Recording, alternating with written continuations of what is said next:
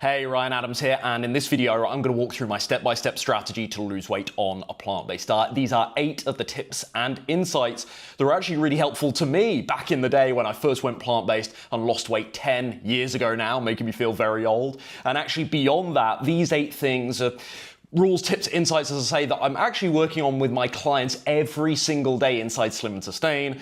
Slim and Sustain, we've had over 500 men and women from all around the world. I've coached over 500 men and women towards their ideal healthy body weight, all whilst following a simple but sustainable plant-based diet. So these are cornerstones, let's say, of the weight loss strategy and philosophy that I'm talking about with my clients every single day. So buckle up. I think you're going to find something helpful here. First of all, though, of course, meal of the day. If you're new here, this is what we do. It's actually savory oats, which I know some people freak out about, but I'm a convert. I love them. So I've got our rolled oats here. We've got some chickpeas, some shredded carrot, as you'll see, some rocket, arugula to my friends across the pond, few cherry toms here, and a little drizzle. I don't know how clearly you'll make that out, but a little drizzle of tahini for some creaminess and those healthy fats as well. Okay, let's get into it. Tip number 1, forgive me folks, we're hardly starting with anything particularly profound here, but actually I think this is overlooked by a lot of new vegans that get very excited when they go into a grocery store and see, oh, I can still eat cheese, I can still have meat, I can have faux meat products, I can have all my favorite things, but now veganized. Folks, these things I probably don't need to tell you, but these are really, really processed in most cases. They're incredibly messed around with. The fiber is very low, the caloric density is not that advantageous for keeping yourself in a calorie deficit so consistently. They're not very satisfying either. That's because of the fiber and the lack of other nutrients and because they're so messed around with. And so generally speaking, as a general rule, of course, it's product dependent. It goes product to product, rather, it's product dependent. You will find individual items that are better than others from a weight loss and a health perspective, but generally speaking, we're sticking to the whole foods. Like this little bowl you see in front of me, we're focused on the whole foods because that's going to, generally speaking, have the higher fiber content, the lower caloric density, and lead to greater levels of satisfaction, which is important when you're trying not to overeat so you can get that scale moving. Number 2, and this makes a world of difference for a lot of my clients on the scale, game changer. Try and reduce the snacking to just 1 or 2 occasions per day. I think a lot of people are grazing far too much throughout the day. Snacking itself is inherently not a problem. It depends on what and how much relative to your overall calorie targets to lose weight for the day. So this is not me saying all snacking is bad. No, of course. But I think if you're already eating large, very satisfying meals, and then you're grazing on 400, 500, 600 extra calories throughout the day from that handful of nuts and seeds, a bit of trail mix, even if it's something like dark chocolate, even if it's, I don't know, some medjool dates, dried fruit, we can say these are healthy, nutritious snack alternatives to the candies and the desserts and the sweet treats and whatnot. Yeah, okay, healthier, but at the same time, these are quite calorie-rich things. And again, you're totting up your day. Sorry to bang on about calories all the time, but I'm not sorry, actually. Why am I apologizing for something I'm not remotely sorry for? But I know it's boring, I know it's tedious to prattle on about calories all the time and people want to hear something different, but this is what you need, the rule that you need to abide by from a weight loss perspective. So you can still be eating healthily, but if those daily calories are totting up, because you're grazing on stuff maybe arguably unnecessarily between your meals, yeah, you could be in trouble. This could be really massively preventing your success on the scale. So the question to ask yourself is, am I really hungry right now when you're going to snack and graze on something? Am I really hungry right now, or do I have ulterior motives for doing this? I'm a little bit bored, it's 3 p.m, I'm looking at my watch, this is always what I do at this time. So it's more habitual, it's not necessarily required based on physical hunger and your body's demand for nutrients. It's more like, well, I usually eat at this time, so it would feel weird not to. Watch out for that stuff. Number 3, I have to credit a lot of my initial weight loss, 25 pounds in the first 3 months or so after I switched to plant-based in 2015. I have to credit a lot of my progress in this time to these 2 foods that I found to be incredibly satisfying.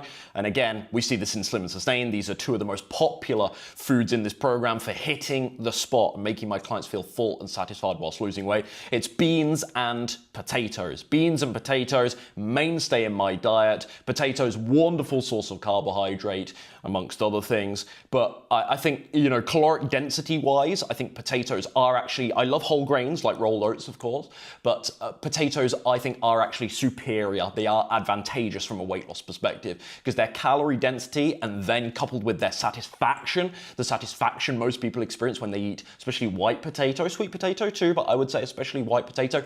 Wow. cheat code for weight loss to eat potatoes, as one of your primary carbohydrate sources.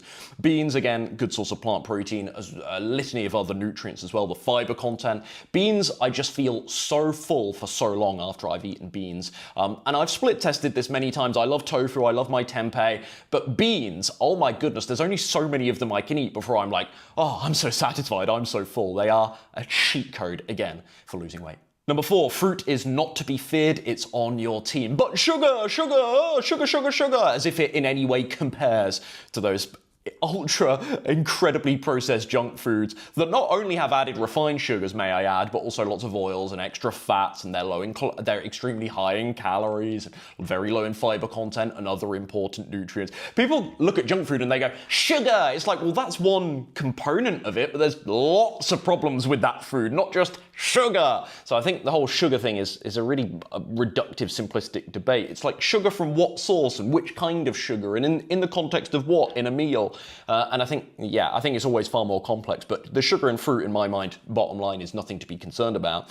Not just that, though, but you think about the low caloric density of most fresh fruit, especially. I mentioned dried fruit earlier on as being an exception to this in terms of calories, but fresh fruit especially, coupled with the high fiber content, I just think fruit is amazing for weight loss. It has amazing potential for weight loss. Of course, what and how much always matters, but the risk of overeating on fruit is very minimal compared to things like whole grains and even things like beans, certainly things like nuts and seeds, which have a much higher caloric density. So I find that I can actually eat fruit in quite large proportions, and I'm still, large portions rather, and I'm still not gaining weight, and that's wonderful. It's a wonderful way to channel that natural sweet tooth, I find. And I made a video the other day where I talked about how I personally, still to this day, even though I'm in maintenance mode, have 3 to 4 servings of fruit per day. 1, because it's healthy and nutritious. 2, because I love it. But 3, oh, what a convenient time for some drilling. We'll pause, but 3, what was 3? I've lost it now. Sorry guys, I'm not that professional. I'm not on it today, am I, if that distracts me.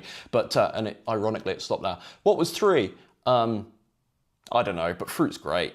Number 5 probably doesn't need all too much explaining. Get rid of alcohol. It provides excess calories, of course, and often leads to poor food choices. I find that I get a little bit snacky for savory things once I've had some alcohol. So it's very, very easy for not just the alcohol itself to be dangerous and particularly toxic, but then also what's it going to encourage in terms of other food choices after. That's what I'm always concerned about. And so this is why when my clients sign up to Slim and Sustain, they do their intake form, this whole questionnaire where I get to know them a lot better. One of the questions is, how much alcohol do you drink? And I'll often have a conversation in my first coaching call with clients where I say, look, if you are a drinker of alcohol, what are we going to do about this? What's our game plan here? Are we going for abstinence? Are we going for reductionism? And there's a conversation around that. But I can't lie, guys, maybe it's slightly utopian for everyone, but the ideal here, is, alcohol is gone in a weight loss phase, certainly. And even in a maintenance phase, from a health perspective, we don't want to be encouraging too much of it. I'm very transparent that every now and again, maybe once a month, maybe an average. I mean, it comes in phases, so it's very hard for me to sort of approximate and quantify. Maybe once a month I have a couple of cocktails or 2 G&Ts maybe. It's very rare for me nowadays. After my student days, I'm like, no, don't want that anymore. Oh, makes me feel terrible. But alcohol, gone, really, ideally, from a weight loss perspective. Number 6, I've been doing this with clients for 4 years, and it's a brilliant way to limit the total calories in a meal to make it a very weight loss friendly meal, but at the same time still produce quite a generous portion size that lends to the client feeling really, really satisfied. And it's this: 30 to 40% of the lunches and dinners, I have a slightly different rule in my mind for breakfast, but 30 to 40% of my clients' lunches or dinners are going to be based on, the volume of them is going to be based around vegetables. And I think this is really, really helpful. You may be familiar with the 50-50 plate methodology. I have many criticisms of what I think is a very broad and vague diet methodology like the 50-50 plate. I don't like it. And one of them is, I think 50-50 is actually too extreme vegetable focus, believe it. I say too extreme, it sounds an odd thing to say about consuming vegetables, but rather because I feel that can actually promote quite an aggressive and needlessly aggressive calorie deficit if only 50% of the plate is things that aren't vegetables. And of course, there's questions then about what and how much, what's the other 50%, even what's the 50% of vegetables, which kind, because there's quite a stark caloric difference between spinach and bell peppers, for example, and so which kind of vegetables are we talking about? So that's that's why the 50-50 plate I find very vague as a model. But as a visual guide, I appreciate these things are important to people, and so I just want you to know the insight from working with my clients is I am thinking about their lunches and dinners, and I'm thinking, right, I want roughly 30 to 40% of this meal to be vegetables. And of course, the elephant in the room there is what's the other 60 to 70% and how does that break down? But kind of covering it here with mentioning the likes of beans and potatoes in my other videos. That's not the point I'm trying to make here, but when you do this, again, you are creating a certain percentage of the plate that is quite low in calories, basically, but still very high in fiber and lends, again, to the volume of the overall dish without the calories going up and up and up. So yeah, I find 30 to 40% to be a fantastic sweet spot. Number 7, if you're still not losing weight doing all of this, so let's say you've cleaned up your diet a lot, you're not eating lots of those vegan cheeses, and you're eating plenty of whole foods, and you're following the other rules, philosophies that I've shared today, such as lots of beans and potatoes, decent amount of veggies in your meals, 30 to 40%, you're channeling those sweet cravings towards fruit, you're limiting the snacking, etc., etc. You're doing all of those things, and you've done them for a couple of weeks, and you notice, hey, I'm not really losing weight here, or certainly not losing weight that significantly. What do? You can start by reducing the consumption, not eliminating necessarily, but reducing your consumption of any very calorie-rich, plant foods. So you need to jump online. I've got videos where I cover this, so you can look at my resources, but you can jump online and look at calorie density. Just type in on Google, calorie density chart vegan foods, calorie density for whole plant foods, and you will find really nice, very concise models and tables that show you just how many calories are in the likes of, we mentioned dried fruit, but nut butters, nuts, seeds, oil, etc., etc., versus maybe more of the things that are here on this plate. And you'll notice there's a stark difference in terms of the caloric density. Now, this is not to say that I do not eat nuts and seeds, that I do not eat dried fruit. There is tahini, for example, made from sesame seeds here on my little oatmeal bowl, which is just staring at me, guys. Can I have a round of applause for the discipline that I'm showing here, just filming this video, just bang, bang, bang, getting this video out to you guys without eating this. I can't wait to nail this when we're done in a couple of minutes time, to be honest with you. And then I'm off to the gym a little bit later on, but TMI. Did I just say TMI? Oh, that's a bit cringy, isn't it? TMI. I'm one of those guys now. I'll be TMI and FYI. Oh yeah, I'm one of those guys. Office jargon, modern day office speak, isn't it? Is it FYI? I think it is. I don't know about TMI. But anyway, this is far too much information now. But yeah, I'm not cutting these things out my diet. And things like nuts and seeds are a wonderful source of healthy fat. Avocado, I forgot to mention avocado as well, has a relatively high caloric density compared to some of these things, not as much as nuts and seeds. But what you do realize is that foods have, this is not profound in the least, but this is actually quite enlightening to some of you that are fairly new, admittedly, to nutrition, not to speak patronizingly, but you do realize just how many calories are in a small amount of these things versus other foods. And you do start thinking, oh my goodness, okay, I need to make a readjustment to my diet here once you start learning about caloric density. So do your research on caloric density, but if you're not losing weight, despite eating a very clean, whole foods, plant-based diet, you're thinking, oh, I'm doing this plant-based thing, why am I not losing weight? You're simply eating too many calories. And those calories can be reduced or trimmed from anywhere in your diet, frankly, but you're gonna be looking at the biggest contributors. You wanna start looking at the biggest contributors, and bang for buck, pound for pound, you're gonna be looking at those things like nut butters, nut seeds, etc., any oils. Number 8, lastly, be patient. Weight loss works the same way for us vegan, plant-based types as it does the omnivore folks. Okay, there are different sort of rules and philosophies we might need to abide by, but generally speaking, this is gonna come down to a calorie issue. You need to be in a calorie deficit to lose weight. We could talk about the fiber content and the thermic effect of many whole plant foods and how that might change the calories in, calories out model ever so slightly around the boundaries, but generally speaking, you're going to find that weight loss is a calorie issue here, and that takes time. Calorie deficit plus repetition, it might take time. If you've got 15, 20 pounds to lose, you're not maybe it's gonna maybe feel like a slow burner at times. You might be seeing the scale go down, but you might think, oh my goodness, I've still got so long to go.